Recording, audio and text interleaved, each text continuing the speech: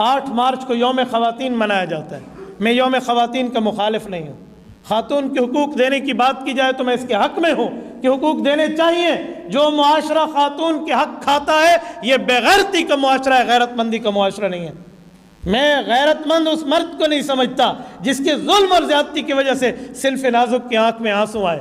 لیکن جو معاملات پیش کیے گئے ہیں آج پورے ملک کے اندر، جو عورت مارچ کے نام سے فحاشی اور عریانی پھیلائی گئی ہے، ذرا آپ نے اس کو دیکھا ہے؟ ہم عورت مارچ میں نام تو سن لیتے ہیں، اس میں ہوا کیا ہے آپ نے دیکھا؟ اس کے پلے کارڈ آپ نے دیکھے؟ اس پر جو جھنڈے لہرائے گئے جن ملکوں کے، ان ملکوں کے نام تو آپ کو پتہ ہوں گے.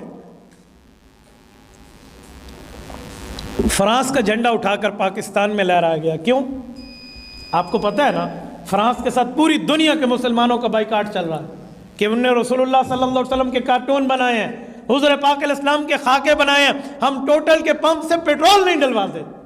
مسلمان نوجوان اس پر متحرک ہے، وہ ہٹ چکا ہے کہ ہم حضور کے گستاخوں سے یاری نہیں رکھتے. یہ ان کے جھنڈے لہرا رہے ہیں. اندازہ لگائیں کہ فنڈنگ کہاں سے ہے. اگلی بات وہ کہتے ہیں جی میرا جسم میری مرضی. میں نے کہا تیرا جسم تیری مرضی نہیں ہے، جسم اللہ کا دیا ہوا ہے، مرضی اس کی چلے گی. اگر میرا جسم میری مرضی ہوتی تو خودکشی حلال ہوتی. خودکشی حلال نہیں ہے کیونکہ نہ ہمارا جسم ہے نہ ہماری مرضی ہے. نہیں، میرا جسم میری مرضی، چل تو انڈے دیا کر، پھر بچے نہ دیا کر، تیری مرضی ہے، پتہ چل جائے گی. عجیب بات ہے، میرا جسم میری مرضی، تیرا جسم تیری مرضی ہے تو دوسرے دن انڈے دے نا. میں نے چوزے پیدا کرنے ہیں، بچے پیدا نہیں کرنے، تو بابا اللہ کی مرضی چلے گی، اللہ کے احکام چلیں گے، اللہ کے فرمان چلیں گے.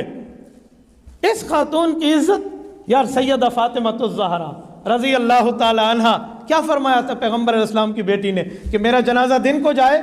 حالانکہ عورت کا دن کو جنازہ جانا جائز ہے، کوئی حرام نہیں ہے. اما فاطمہ الزہرا رضی اللہ عنہا نے کیا کہا کہ میرا جنازہ علی رات کو اٹھانا. اللہ اکبر. یہ پیغمبر کی بیٹی اپنی وفات کے بعد اسلام کی عورت کو عزت بتا رہی ہے. یار ان کے پاؤں کی جوتیوں کی خاک ہماری آنکھ کا سرما، اس سے بڑھ کے ہمیں عزت چاہیے. اور ایک خاتون آپ مجھے دکھا دیں عورت مارچ میں جس نے پردہ کیا ہو. ایک خاتون دکھا دیں جس نے پردہ آئی ہو اور اس نے کہا ہوگا کہ میرا حق میرے خاوند نے کھینچا ہے. یہ ساریاں وہی آئی ہیں جن کے خاوند ہو نہیں سکتے، وہ شی میلز ہیں، یا وہ آئی ہیں جن کو خاوند چھوڑ کے جان چھڑا چکے تھے، بلاک الماء کو اللہ بچاوے، وہ آئی ہیں. میرے دوستو میں ان کو مخاطب کر کے کہتا ہوں، پہلے تو تمہاری ہدایت کی دعا کرتا ہوں کہ اللہ آپ کو ہدایت عطا فرمائے. اور اگر تمہیں ہدایت نہیں چاہیے نا، ہماری نیکوکار اولادوں کو برباد کرنے اس مارچ میں نہ آیا کرو. ہماری گلی دروازے، ہمارے محلے، ہمارے چوک چوراہوں پہ آپ نہ ہو. شریف معاشرے کو بدماش نہ کرو. اگر تمہیں خاوند کی عزت نہیں چاہیے ترس جاؤ گے خاوند کے پیار کو. تم نے خاوند کا پیار دیکھا کہاں ہے؟ خاوند سارا دن باہر بیٹھ کر تمہارے لیے اپنے جو ہے نا کیا کہتے ہیں زندگی کو داؤ پہ لگا کر تمہارے لیے خون پسینہ ایک کر کے کماتا ہے، وہ تمہارے لیے لے کر آتا ہے. باپ کیا ہوتا ہے تمہیں پتہ ہے؟ والد کیا ہوتا ہے آپ کو معلوم ہے؟ خاوند اور جو ہے نا کیا کہتے ہیں بڑے بھائی کی ایک پیار کی انداز اور اطوار کیا ہوتے ہیں.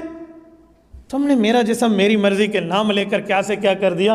پہلے تو یہ سلوگن ہی غلط ہے. تو علامہ اقبال فرماتے ہیں شروع میں جب بنیاد ٹیڑھی رکھو گے نا اینٹ کی تو وہ ثریا ستارے تک بھی دیوار اونچی کر لو تو دیوار ٹیڑھی جائے گی. خشت اول چون حد میں عمار کج تا ثریا میر اود دیوار کج. کہا میں عمار نے پہلی اینٹ یہاں نیچے رکھ کر بنیاد میں رکھ کے ٹیڑھی کر دی تو آسمانوں تک دیوار پہ چلی جائے تو ٹیڑھی جائے گی. میرا جسم میری مرضی، یہ آپ نے پہلی اینٹ ٹیڑھی رکھی ہے. آپ کہتی ہیں ہمیں حقوق نہیں دیتا ہمارا خاوند. ہم بات کرتے سارا دن، ہم مفتیان کرام فیصلہ یہی کرتے ہیں. میں نے تو اپنی زندگی میں مولوی بننے کے بعد ان فیصلوں سے آج تک اپنی جان نہیں چھڑا سکا کہ خاوند بیوی کی عزت اور بیوی خاوند کی عزت، کوئی طلاق کا مسئلہ، کوئی نکاح کا مسئلہ، کوئی راضی نامے، کوئی گھر بسانے کا مسئلہ.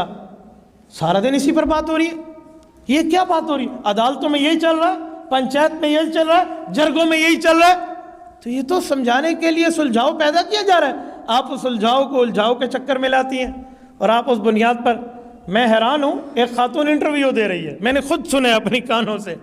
کہتی ہے اسلام کے سخت احکام ہم نہیں مانتے، باقی اسلام کو ہم مانتے ہیں۔ او لو، یہ وہی بات ہے جو اللہ کے رسول کو سورۃ الکافرون میں کافروں نے کہا ہے اور قرآن نے ذکر کیا ہے۔ سارے کافر مل کے آ گئے، یا رسول اللہ ہم آپ کو نبی مانتے ہیں، ہم آپ کو شریعت، آپ کی شریعت مانتے ہیں، آپ کا دین مانتے ہیں۔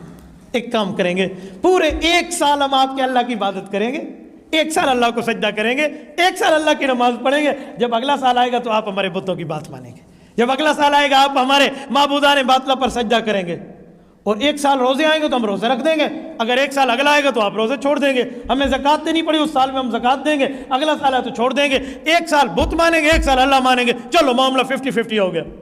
قرآن کریم کی آیت اتری، قل یا ایھا الکافرون لا اعبد ما تعبدون، پیغمبر اعلان کر دے، اوے آفر کرنے والے کافروں، یہاں یہ نہیں کہا کچھ لوگوں، میرے بھائیوں پیاروں، یوں نہیں فرمایا، خدا نے ان کو ان کی صفت کا ٹائٹل دیا ہے، قل یا ایھا الکافرون، آفر کرنے والے کافروں، لا اعبد ما تعبدون، میں کبھی بت کی عبادت نہیں کر سکتا جن کی تم کرتے، ولا انتم عابدون ما اعبد، جو 1 سال کے لیے تم آؤ گے نا میرے رب کی عبادت کرنے تو تمہاری عبادت نہیں بنے گی، کیونکہ تمہارے دل میں بت کی عزت ہے، تمہارے دل میں شرک موجود ہے، تمہارے دل میں توحید آ ہی نہیں سکتا۔ یہ کہہ کر لکم دینکم ولی دین کہہ کر لائن کاٹ دی گئی ہے کہ ہم تمہارے ساتھ اس طرح نہیں چل سکتے۔ اور ان کی خواہش تھی، سورۃ قلم پارہ نمبر 29 کہتے ہیں وَدُّوا لَوْ تُدْهِنُ فَيُدْهِنُونَ، میرے پاک پیغمبر وہ کہتے ہیں کہ اس میں تم نرم ہو جاؤ تو ہم بھی نرم ہو جائیں گے۔ یا آج کل کی لبرل عورت مارچ والی ہوتی تو کہتی بات تو بہت اچھی ہے، 1 سال ان کو عبادت کرنے دو، ہم انشاءاللہ ان کو ترغیب دے کر بتا سمجھا کر دوسرے سال بھی کرا لیں گے۔ پیغمبر نے اتنی بات بھی برداشت نہیں کی، لا اعبد ما تعبدون کہہ کر بات پوری کر لی، اور ہم پتہ نہیں کہاں کس ناج پر پہنچے ہیں یار۔ جب کوئی تکلیف آئے، یہ کم جو ہے نا کیا کہتے ہیں ہمارے اوپر نوستے ہیں کہ بیت اللہ کے دروازے مسلمانوں کے لیے تقریباً بند ہے، رسول اللہ کا در مسلمانوں کے لیے تقریباً بند ہے۔ یہ جو حج کا واقعہ آیا ہے، یہ کم دل خون کے آنسو رویا ہے یار، 50 لاکھ آدمی حج کرنے والا، اب 1100 بندے نے بیٹھ کے حج کیا ہے، اور وہ بھی کیسے بیٹھ کے کیا؟ یہ کم خدا کی ناراضگی ہے؟ آپ نہیں گئے، میں ان دنوں میں بیت اللہ گیا ہوں اور رب نے کرم فرمایا ہے، ایک ادھر ٹھہرا اور ایک دروازے جتنا دور ٹھہرا، اتنا دور ٹھہر کے ہم نماز پڑھتے ہیں، اگر کوئی بندہ اس سے تھوڑا بہت آگے پیچھے ہو جائے تو نماز کے دوران پکڑ کے اس کو آؤٹ کرا دیا جاتا ہے۔ میں آنکھوں سے دیکھ کر آیا ہوں، ہم بیت اللہ کا دروازہ پکڑ کے لٹک کے دعا مانگتے تھے، لا الہ الا اللہ محمد الرسول اللہ، جب ہاتھ پہ ملتزم پر پڑتا تھا، دنیا میں کسی کی لڑائی، کسی کی بغض، نفرت، عناد دل سے ایسے ختم ہو جاتا تھا جیسے دودھ کے اندر سے پلیتی ختم ہے۔ ایک دعا کے لیے بندہ ہاتھ رکھتا، حجر اسود کے قریب جاتا، کعبے، اب جا کے دکھائے کوئی حجر اسود کے قریب، اب باڑیں لگ چکی ہیں، اب جا کے دکھائے کوئی ملتزم پہ ہاتھ رکھنے کے لیے، ذرا جا کے تو دکھائے، اب تو باڑ ہے، باؤنڈری ہو چکی ہے۔ یہ کم اللہ کی ناراضگی ہے یار کہ زلزلے ہمارے اوپر، یہ رات سوات کی پورے ڈویژن کا زلزلہ آپ نے دیکھ لیا، یہ تکلیفیں، یہ فحاشی، یہ عریانی کی بنیاد پہ ہمارے اوپر ہے، تو یہ کم ہے کہ الٹا یہ فحاشی بھی ہم برداشت کریں؟ برداشت کر لینی چاہیے، بتاؤ بولیے۔ تو پھر آپ بھی میرا اس میں ساتھ دیں، یہ صرف میرے ویوز نہیں ہونے چاہیے، میرے تاثرات نہیں ہونے چاہیے، ہماری سماعت کرنے والا ہر آدمی اور کیمراز کے ذریعے پہنچنے والے ہر کان تک یہ میرا میسج ہے کہ آپ اس کے لیے اپنی صلاحیتوں کو نکالیں۔ اللہ آپ کو اور ہمیں صراط مستقیم عطا فرمائے، اس فحاشی اور عریانی سے اللہ ہمیں اور ہمارے ملک کی حفاظت فرمائے۔